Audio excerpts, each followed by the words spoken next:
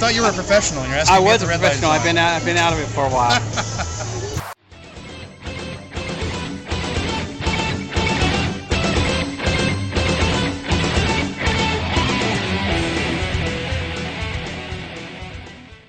Hello, viewers of Wasteland TV. We are here with C. Andrew Nelson, sometimes known as Darth Vader. who does a site called Aqua Tank. Aquatasy. A-Q-U-A-T-A-S-Y. Aquatasy. It's called Aquatasy. Learn it, Russell. Aquatasy. Aquatasy, yes. Aquatasy. Hopeless, folks. He's hopeless. Oh yes. So how you been? I've been very, very busy.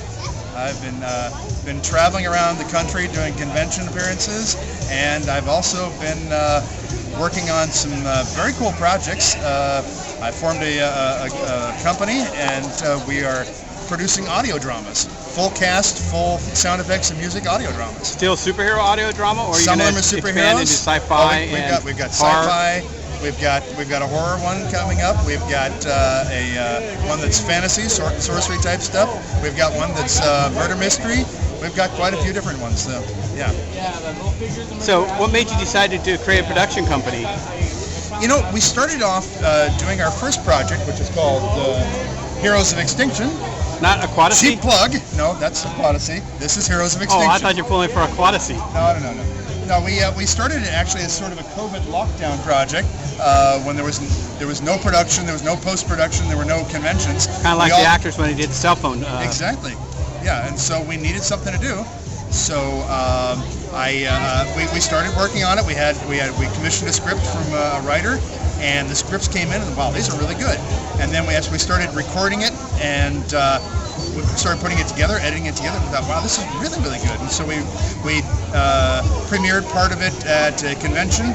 The response was incredible, to the point where we had actually given out a link that was sort of a hidden YouTube video. It was an unlisted YouTube video, and you had to have the link in order to listen to the first episode. And I was in Coventry, England, of all places, and I'm telling a couple about the project, Heroes of Extinction, and they go, oh yeah, we know about it. We've already heard the first episode. When's the next one coming out? So people have been circulating that link and everything. So we thought, you know, we really need to do this for real. And so we have now. So. Well, you've got a collection of actors that have, basically, I hate to put it, has-beens. No, not has-beens. No. Never was. No, not at all. Not at all. We've got, in fact, all of them are working steadily. So we've got actors from Star Wars, from Pixar, from Disney, from Marvel. Before that, you had actors that were from old TV shows. Yeah, we had some from old TV shows. From most the original of them are cast. actually still working as well. So Yeah. But now we've got people that are active in the industry right at the moment. In fact, that's what makes it a little hard to schedule things sometimes. So who is the biggest actor working on them? Oh, I mean, besides me? Yeah. I actually can't announce that yet. Okay. Yeah, because we have to get the contract signed, but it's somebody who has been involved in Star Wars, Indiana Jones, James Bond, Harry Potter. We know it ain't Sean Connery. He's dead. No, Harry We Potter. know it's not. Yeah. Not the Harris Sheriff of Nottingham. He's dead. Yeah, no, Game of Thrones. This person has been in a lot of different things. So yeah, so it's quite a. We know it's not Jon Snow. He hasn't been in half that stuff. Nope. but we'll be announcing that soon. So. Is it the guy who was the AT-AT driver, who was in Game of Thrones, who who got shot on the pot? What a horrible way to die. You didn't see Game of Thrones? No, I've never seen Game of Thrones. Oh yeah. My wife and my daughter watch Game of Thrones. To me, it seems like it's just bosoms and blood, and so I just and dragons, and so. And depending on what season you are, it's bosoms and blood or blood and bosoms. That's right, I guess so. But no, I mean I've seen a lot of clips from it, but especially as a visual effects artist and a member of the Visual Effects Society, we had to judge for the Visual Effects Society Awards. So there'd be a lot of stuff submitted for that. So I've seen a lot of the breakdown of the effects, but I haven't actually watched the show. Yeah, because it's funny is the father, who is Cersei's father, Lannister. Yeah. He's the AT-AT driver from Empire Strikes Back. Oh, okay. Or the AT-AT commander, one of the two. Yeah.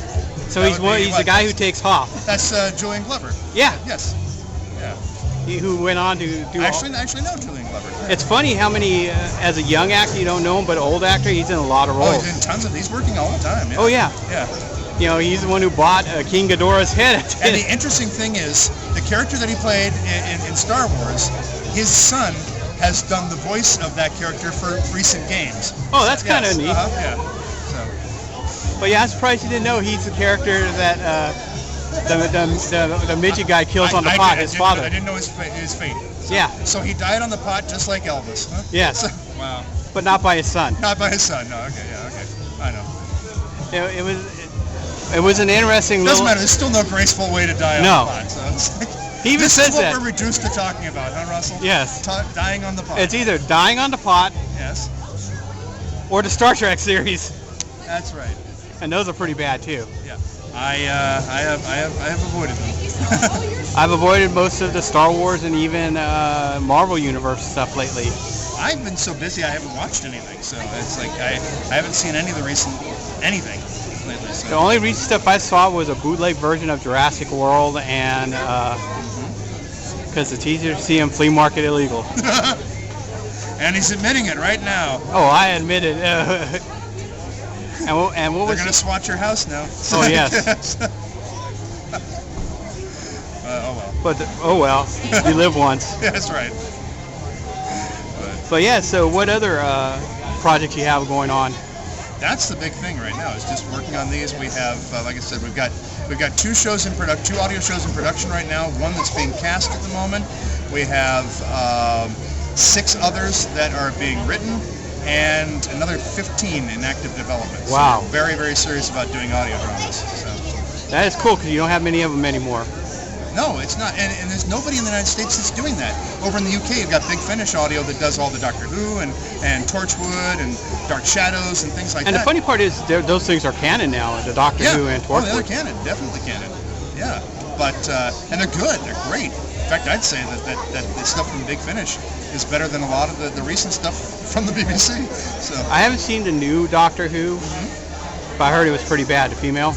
Yeah, I don't know. I'm just not a big fan of Chris Chibnall as a producer. So I just when I first found out he was going to be the showrunner, I just decided, nah, I'm not gonna watch. So as far as my headcanon is concerned, Peter Capaldi is still the Doctor. So. Well, I think as far as most people would be, that's the end of the Doctor for him. No, we'll see. Because even the current Doctor under the old regime, it sounds like they're still going to follow Chibnall. Well, we'll see. We'll see what happens. You know. It's hard. I bet they go multiverse. Yeah. I bet they go multiple timelines, and so some things will be real, some things won't.